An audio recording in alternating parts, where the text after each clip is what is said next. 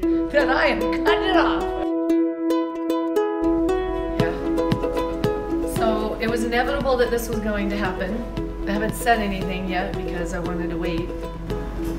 But yeah. Guess what I have? This is me. I'm I am a scorpion. Alrighty. Wanna do this? Let's get started. Let's get this party started. But guess what? I don't want to do cancer either, but guess what? Oh my gosh. Do I cut right under the ponytail? Yeah. Not supposed to be. 1, 2. This is not working.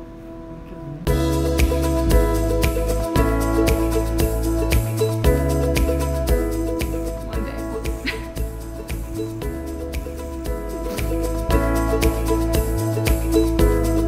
I don't even have that much hair. What is going on up there?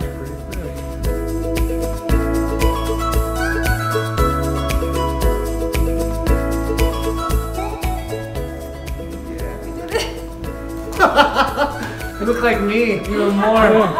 That looks pretty cool, though. How's that? I need a mirror. She's got a mullet! That actually looks pretty good. Yeah, you look like That actually totally looks contemporary. pretty You good. look like when we were kids. Here, hold on. I'll take This a is the picture. exact haircut she had when we were growing up.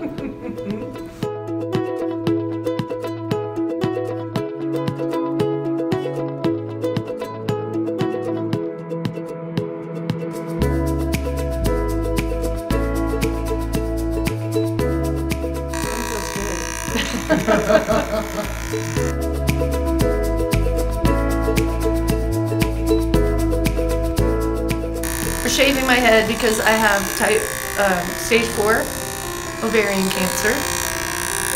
And I started chemo about a week and a half ago, and I'm starting to lose my hair. So instead of like having it fall out in clumps, I wanted to be proactive and shave it off. So that way I don't clog drains.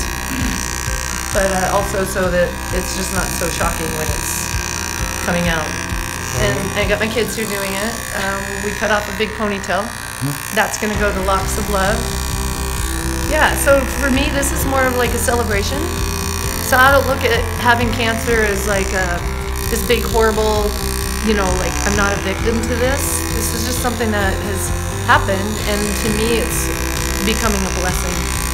And so, you know, I'm in it, and I'm just gonna believe wholeheartedly that I'm gonna make it through this. And so I want this to be more of a celebration, a surrender to health.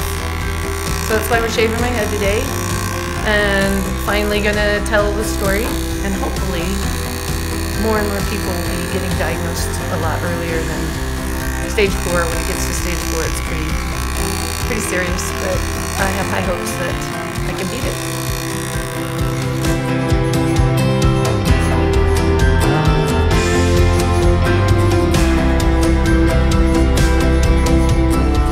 Remember, I went to hair school for a while too. Oh, yes, right, I forgot.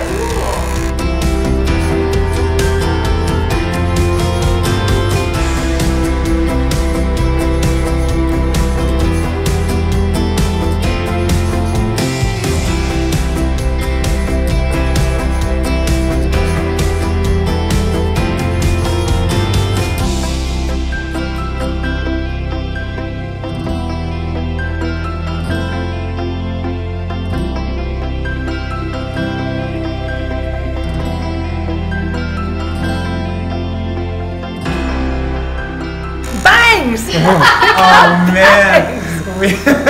The bangs. Should we keep our little bags? man. No, I think that would be goofy.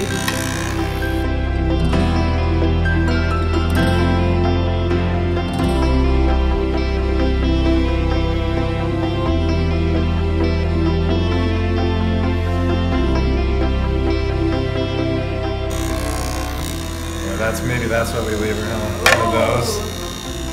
Maybe just a little.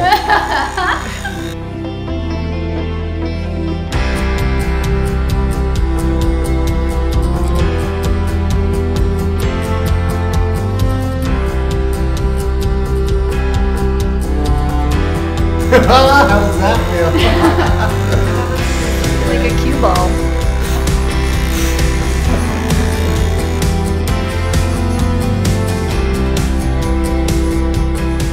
I love you. You didn't finish that. I love you. I love you, you're beautiful. You're so beautiful.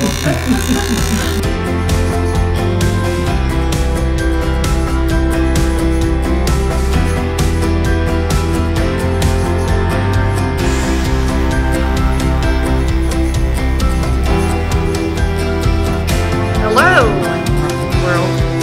Wow, I'm a cherry bomb.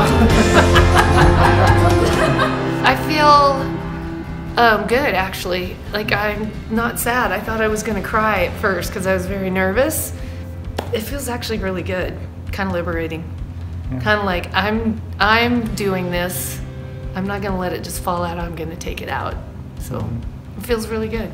Bring it on. You got the power. I got the power. I got the power. So my ears come from. So anyways, stage 4 ovarian cancer. It's not fun.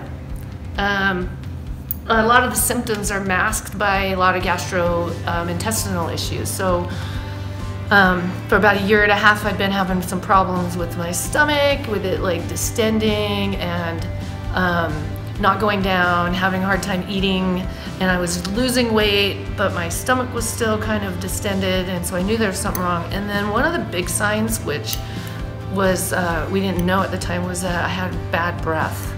So starting like last year, my dear friend James is the one who first pointed it out to me, and consequently James was the first person that was here when I read my report as well, so thanks, James.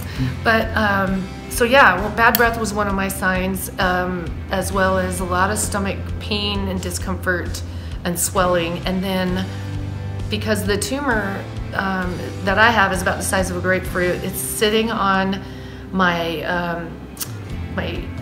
up against one of my kidneys, so it's blocking one of my kidneys. And so all summer, this summer, I was having problems with my back bothering me, and I couldn't figure out why my back was hurting. It was because my kidney was being blocked and not functioning properly. You know, we thought for sure, I thought it was like something I was eating or not eating. I thought that my biome, like, you know, my gut microbiome was bad, so I was taking all kinds of different digestive enzymes. I didn't think I was digesting fat. And it was really, I mean, probably that was the truth, but the reason for it was because I had this tumor that was growing inside of me. And so it has spread into what's called the peritoneal, and that's the mucous membrane lining that lines all of your internal organs.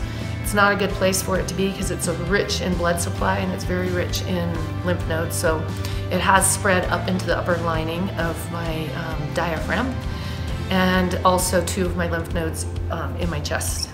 So far though, it doesn't look like it's in my breast tissue, but because they do think this is hereditary, I get my genetic test on the 29th, but they're pretty sure that it is genetic. I will be having a mastectomy probably after all of this as well, after my abdominal surgery in December. And anyways, either way, I'm just wanting everybody to know what the symptoms are. If you go in and they're just, you know, running blood tests and all those are normal and your stool tests are normal, I would ask for a C125, and it's just a simple blood test that tells your levels if you have cancer. Then they're gonna know that there's something other than just a gastro problem. But a lot of other things that would happen to me, you know, a year and a half ago when I would go in complaining about my stomach, is they would look at me and go, well, you're so physically fit and you've been healthy your whole life, that's, you know, it can't be that. So don't take that as an answer either, because it can happen, and it did. One of the questions that everybody asks is what they can do. So there's really not a whole lot that anybody can do, except for prayers. I take those, and just, you know, thoughts and love. But if you really feel like you want to participate in this journey, because to me this is going to be a journey for the next year, all of you that really know me and love me, if you have an interpretation of how I am to you or what I mean to you, maybe send me something to wear on my head when this all falls out. that makes you think of who I am to you, or how I am to you. I think that would be super fun. So if you'd like to, you can. You don't have to. But other than that, here we go. Get ready for the journey.